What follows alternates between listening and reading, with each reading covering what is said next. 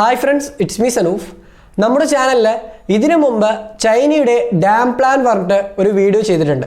87,000 dam ഉപയോഗിച്ചുകൊണ്ട് China എങ്ങനെയാണ് മറ്റുള്ള രാജ്യങ്ങളെ ജലം ഉപയോഗിച്ച് ആക്രമിക്കാൻ നോക്കുന്നത് എന്നായിരുന്നു ആ വീഡിയോയിൽ സംസാരിച്ചത്.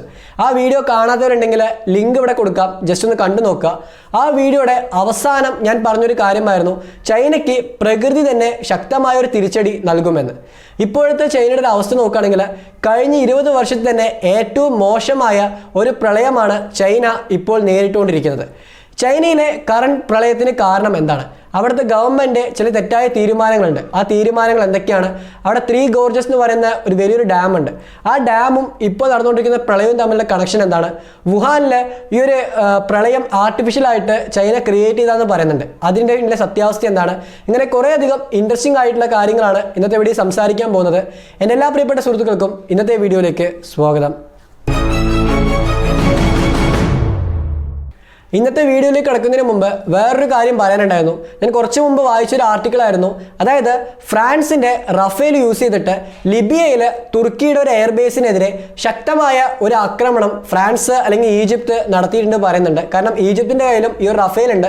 സോ ഈ ഈജിപ്തും ഫ്രാൻസും സപ്പോർട്ട് ചെയ്യുന്ന LNA എന്നറിയപ്പെടുന്ന ഒരു ഗ്രൂപ്പ് ഉണ്ട്. ലിബിയയുടെ ഒരു സ്റ്റോറി നമ്മൾ ചെയ്താണ്. അതും കാണാത്തവരുണ്ടെങ്കിൽ ഇവിടെ ലിങ്ക് കൊടുക്കാം, കണ്ടു നോക്കുക. സോ ആ LNAക്ക് സപ്പോർട്ടായിട്ട് ഫ്രാൻസ് ഈ ഒരു GNAക്ക് സപ്പോർട്ടായിട്ടുള്ള തുർക്കിയുടെ എയർബേസിനെ അറ്റാക്ക് ചെയ്തിട്ടുണ്ട്. അൽ വത്തിയ എന്നറിയപ്പെടുന്ന എയർബേസിനെ അറ്റാക്ക് ചെയ്തത്. സോ തുർക്കിയുടെ ആ ഒരു സമയത്ത് അവരുടെ കയ്യിലുണ്ടായിരുന്ന MIM-23 ഹോക്ക് എയർ ഡിഫൻസ്, അത് സർഫസ് ടു എയറിലേക്ക് ടാർഗറ്റ് ചെയ്യുന്ന ഒരു ഷോർട്ട് റേഞ്ച് എയർ ഡിഫൻസ് സിസ്റ്റമാണ്. അതിനെ ഭേദിച്ചുകൊണ്ട് അവർ റഡാർസിനെയൊക്കെ വെട്ടിച്ചുകൊണ്ട് റഫേൽ വലിയൊരു അറ്റാക്ക് നടത്തിയിട്ടുണ്ട് പറയുന്നുണ്ട്. അതിനുശേഷം തുർക്കി അവരുടെ കയ്യിലുള്ള S-400 എയർ ഡിഫൻസ് സിസ്റ്റം ആ ഒരു ലിബിയയുടെ ഭാഗത്തായിട്ട് വിന്യസിപ്പിക്കാൻ പോകുന്നു പറഞ്ഞിട്ടുണ്ട്. സോ S-400 വിസിസ് റഫേലിന് നമ്മൾ കഴിഞ്ഞൊരു വീഡിയോ ചർച്ച ചെയ്ത കാര്യം ഇന്ന് യാഥാർത്ഥികമാകാൻ പോവുകയാണ്. ഇതിന് പിന്നിലും കുറേ ഇഷ്യൂസ് ഉണ്ട്. തുർക്കി S-400 അവിടെ ഇംപ്ലിമെന്റ് ചെയ്യുകയാണെങ്കിൽ തുർക്കിക്ക് വലിയ തോതിൽ ഒരു സാങ്ഷൻസ് അമേരിക്കയുടെ കയ്യിൽ നിന്ന് നേരിടേണ്ടി വരും. സോ അതിനെപ്പറ്റിയൊക്കെ നമുക്ക് ഡീറ്റെയിൽ ആയിട്ട് മറ്റൊരു വീഡിയോ സംസാരിക്കാം. വൈകാതെ തന്നെ ഇന്ത്യയുടെ റഫേലും വരുന്നുണ്ട്, ഇന്ത്യ S-400 വാങ്ങാൻ പോകുന്നുണ്ട്. സോ അതൊക്കെ നമുക്ക് വലിയൊരു അഡ്വാൻറ്റേജ് എന്ന് തന്നെ പറയാം. സോ നമ്മുടെ ടോപ്പിക്കിലേക്ക് കിടക്കുകയാണ്. ചൈനയിലെ യാങ്സെ എന്നറിയപ്പെടുന്ന ഒരു നദിയുണ്ട്. ലോകത്ത് തന്നെ ഏറ്റവും വലിപ്പം കൂടിയ 3ാമത്തെ ഒരു നദിയായിട്ട് കണക്കാക്കുന്നതാണ് ഈ ഒരു യാങ്സെ നദി. ഈ യാങ്സെ നദിയിലാണ് ചൈനയുടെ 3 ഗോർജസ് എന്നറിയപ്പെടുന്ന അണക്കെട്ട് സ്ഥിതി ചെയ്യുന്നത്.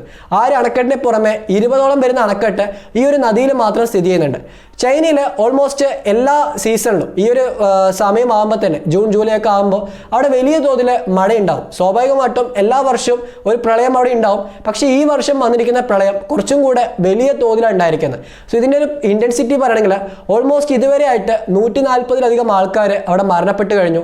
ലക്ഷക്കണക്കിന് ആൾക്കാരെ അവർ താമസിക്കുന്ന സ്ഥലത്ത് നിന്ന് ഒഴിപ്പിച്ച് മാറ്റേണ്ടി വന്നു. സോ ഈ ഒരു യാങ്സെ നദിയുടെ ചുറ്റുമുള്ള ഭാഗത്താണ് വലിയ തോതിൽ പ്രളയം ബാധിച്ചിരിക്കുന്നത്. അതിന് പുറമെ 433ഓളം വരുന്ന മറ്റുള്ള റിവേഴ്സിലും ഈ ഒരു പ്രളയം ബാധിച്ചിട്ടുണ്ട്. സോ ഓൾമോസ്റ്റ് ചൈന കംപ്ലീറ്റ് ആയിട്ട് ഈ പ്രളയത്തിൽ വലിയ തോതിൽ എഫക്റ്റ് ചെയ്തിട്ടുണ്ട്. ലേറ്റസ്റ്റ് ആയിട്ട് ചൈനയുടെ പ്രസിഡന്റ് പോലും പറഞ്ഞാണ് ഈ പ്രളയം വലിയ തോതിലുള്ള ഒരു സീരിയസ് ആയ കാര്യമാണെന്നായിരുന്നു അദ്ദേഹം പറഞ്ഞത്. അതെല്ലാം തന്നെ ഇന്റർനാഷണൽ മീഡിയാസിലൊക്കെ തന്നെ കാര്യമായിട്ട് റിപ്പോർട്ട് ചെയ്യുന്നുണ്ട്. അതിനിടയിൽ എല്ലാ മാധ്യമങ്ങളും പറഞ്ഞൊരു കാര്യമായിരുന്നു ഈ 3 ഗോർജസ് എന്നറിയപ്പെടുന്ന ആ ഒരു ഡാം ഇൻ കേസ് അത് തകരുകയാണെങ്കിൽ വലിയൊരു ആൾ നഷ്ടം ചൈനയിൽ ഉണ്ടാകുമെന്നും ഈ 3 ഗോർജസിന് ഒരു വലിയ തോതിലുള്ള ഒരു ഡാമേജ് ഇപ്പോൾ തന്നെ സംഭവിച്ചിട്ടുണ്ടെന്ന് പറയുന്നുണ്ട്. അതിനുള്ള കാരണം എന്താ ചോദിക്കുകയാണെങ്കിൽ കഴിഞ്ഞ ഒരാഴ്ച ആയിട്ട് തന്നെ വലിയ തോതിൽ ഒഴുക്ക് ഈ ഒരു 3 ഗോർജസിലേക്ക് വരുന്നുണ്ട്.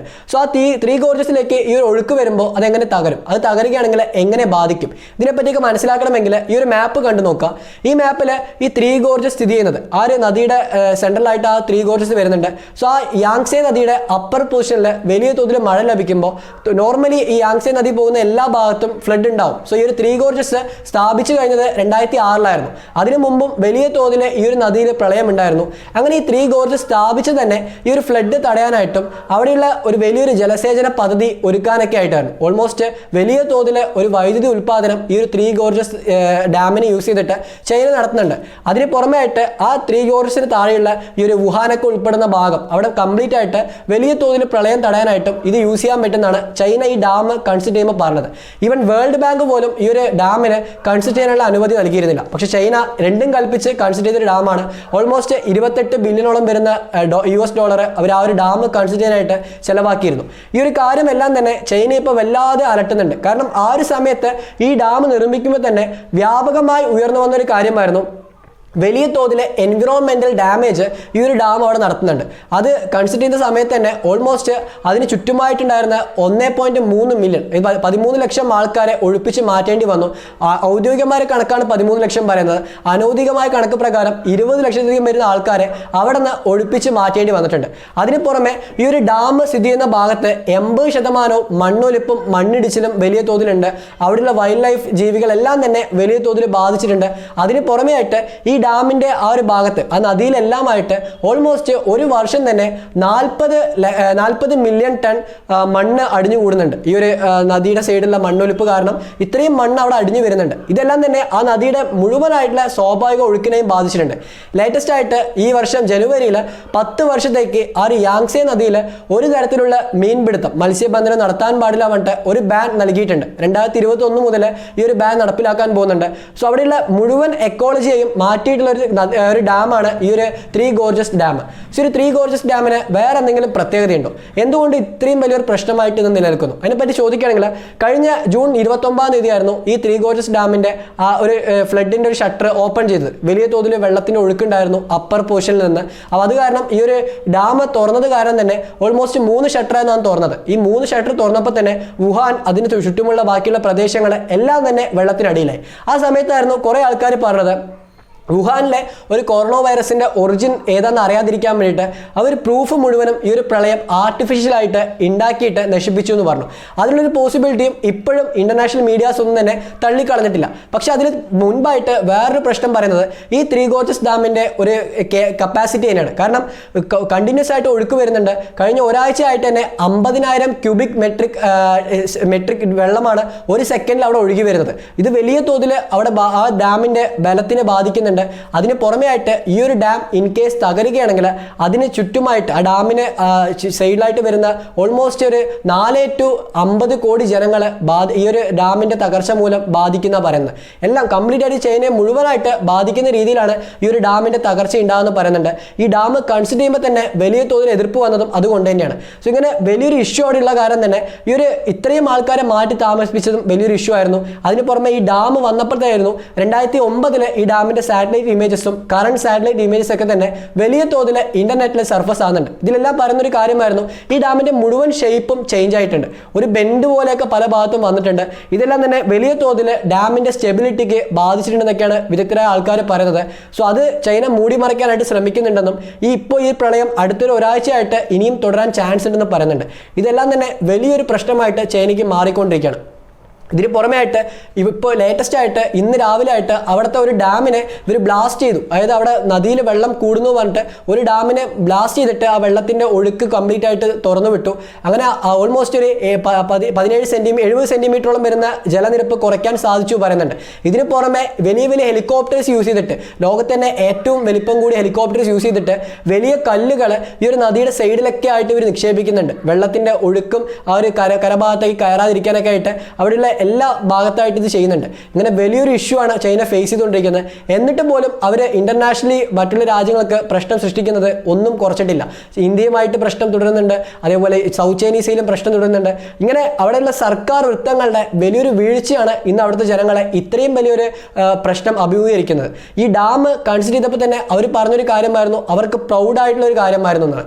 ആ ഒരു പ്രൗഡിന് വേണ്ടിയിട്ട് ഇന്ന് അവിടെ എത്രയോ അധികം ജനങ്ങളുടെ ജീവിതത്തിനെ അവർ ബലിയാടാക്കിയിരിക്കുകയാണ്. ലേറ്റസ്റ്റ് ആയിട്ട് പാകിസ്ഥാനോട് ചേർന്നിട്ട് ചൈന ഒരു ഡാം പാകിസ്ഥാൻ ഒക്യുപ്പൈ ചെയ്തിട്ടുള്ള കാശ്മീരിൽ കൺസിഡർ ചെയ്യുന്നുണ്ട്.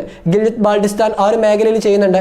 ഈ ഒരു ഡാമിന് 70% ഫണ്ടിങ് ചെയ്യുന്നത് ചൈനയാണ്. ഒന്ന് ആലോചിച്ച് നോക്കുക. ഇന്ത്യ ശക്തമായ എതിർപ്പ് അറിയിച്ചിട്ടുണ്ട്.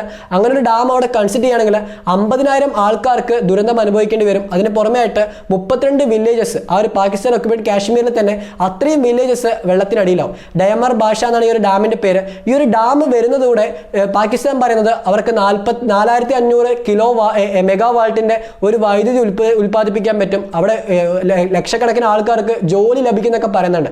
ഇതെല്ലാം തന്നെ വെറും ചൈന മറ്റുള്ള രാജ്യങ്ങൾക്ക് മുമ്പിൽ അവരുടെ ഒരു ഇമേജ് കാണിച്ചു കൊടുത്തിട്ട് പറ്റിക്കുന്ന പോലെ പാകിസ്ഥാനെ പറ്റിച്ചുകൊണ്ടിരിക്കുകയാണ്.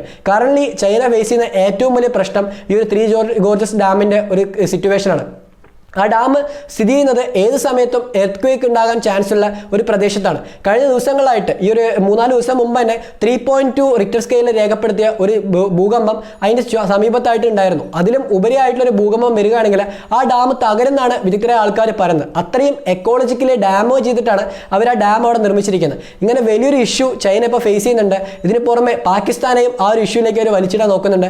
പാകിസ്ഥാനിൽ ഈ ഒരു ഡാം കൺസിഡർ ചെയ്യുന്നതിലൂടെ ഇന്ത്യക്ക് ഒരു ശക്തമായൊരു മെസ്സേജ് നൽകാനാണ് ചൈന ഉദ്ദേശിക്കുന്നതാണ് ചൈന പറഞ്ഞിരിക്കുന്നത്. പക്ഷേ സത്യാവസ്ഥ നോക്കുക, പാകിസ്ഥാൻ ഈ ഡാം കൺസിഡർ ചെയ്യുമ്പോൾ ഇന്ത്യ പറയുന്നൊരു കാര്യമാണ് ഇന്ത്യയുടെ ലഡാക്കിലും ജമ്മു ആൻഡ് കാശ്മീരിലും മേ ബി വെള്ളത്തിൻ്റെ വരൾച്ച അനുഭവപ്പെട്ടേക്കാം, അല്ലെങ്കിൽ അവിടെയൊക്കെ വലിയ തോതിൽ ഒരു വെള്ളത്തിൻ്റെ അടിയിലേക്ക് ആകാൻ ചാൻസ് ഉണ്ട് നടക്കാം ഇന്ത്യ പറഞ്ഞിട്ടും പാകിസ്ഥാൻ മനഃപൂർവ്വം ചൈനയുടെ ഒരു തന്ത്രം ഇന്ത്യക്കെതിരെ യൂസ് ചെയ്യാൻ വേണ്ടി ശ്രമിക്കുകയാണ്. ഇങ്ങനെ വലിയ തോതിൽ ചൈന നടക്കുന്ന നീക്കങ്ങൾ അവരെ തന്നെ വല്ലാതെ ബാധിക്കുന്നുണ്ട്. ഇങ്ങനെ ഒരു ഇഷ്യൂസ് മുഴുവനായിട്ട് ചൈനയിൽ ഉണ്ടാകുന്നുണ്ട്. അടുത്ത ദിവസങ്ങളിൽ ഇനിയും കൂടുതൽ മഴ ലഭിക്കുമെന്ന് പറയുന്നുണ്ട്. സോ പ്രകൃതി ശക്തമായ ഒരു മെസ്സേജ് ചൈനയ്ക്ക് നൽകിക്കൊണ്ടിരിക്കുന്നുണ്ട്. ചൈനയ്ക്ക് എന്ന് മാത്രമല്ല, എത്രത്തോളം പ്രകൃതി നശിപ്പിക്കുന്നോ അത്രത്തോളം പ്രകൃതി തിരിച്ച് നമ്മളെയും നശിപ്പിക്കുന്നു പറഞ്ഞിട്ട് ശക്തമായൊരു മെസ്സേജ് ചൈനയിലൂടെ കാണിച്ചിരിക്കുകയാണ്. നമുക്കും മേ ബി ഇതേപോലെ സിറ്റുവേഷൻ ഉണ്ടായേക്കാം. സോ മാക്സിമം പ്രകൃതിയുമായിട്ട് അനുസരിച്ച് പ്രകൃതിയെ നിങ്ങൾ ഒരേപോലെ കണ്ടിട്ട് നിങ്ങൾക്ക് ജീവൻ നിലനിർത്തണമെങ്കിൽ, നമുക്കൊരു അടുത്ത തലമുറ വേണമെങ്കിൽ പ്രകൃതിയെയും നമ്മൾ ഒരേപോലെ കൊണ്ടുപോകണം. ഈ ഒരു കാര്യം ചൈനയിൽ നിന്ന് നമുക്ക് പഠിക്കാൻ പറ്റും. സോ ഇത്രയും കാര്യം പറഞ്ഞുകൊണ്ട് ഇന്നത്തെ ഒരു വീഡിയോ വൈൻഡപ്പ് ചെയ്യാണ്. വീഡിയോ ഇഷ്ടമായെങ്കിൽ ലൈക്ക് ചെയ്യാം, നിങ്ങളുടെ ഫ്രണ്ട്സിന് ഷെയർ ചെയ്ത് കൊടുക്കുക. പിന്നെ നിങ്ങൾ കുറേ ടോപ്പിക്ക് പറഞ്ഞിട്ടുണ്ട്, ഞാൻ അതിനെപ്പറ്റിയൊക്കെ വീഡിയോ ചെയ്യാം. എല്ലാ ടോപ്പിക്കിലും നോട്ട് ചെയ്തിട്ടുണ്ട്, വൈകാതെ തന്നെ വീഡിയോ ചെയ്യുന്നതാണ്. So thank you for watching my video. By.